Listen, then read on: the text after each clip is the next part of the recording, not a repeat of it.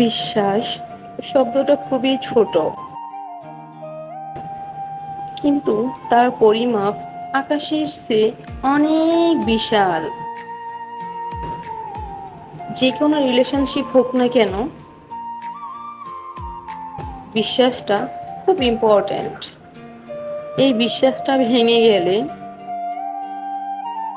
কেউ কেউ নিজের এত প্রিয় জীবনটা বিসর্জন করতেও একটুকু ভাবে না। সো আমাদের উচিত, আর যাই হোক,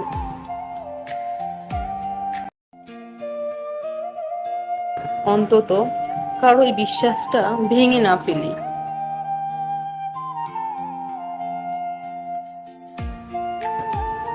আর কারো এত এত সুন্দর স্বপ্নগুলো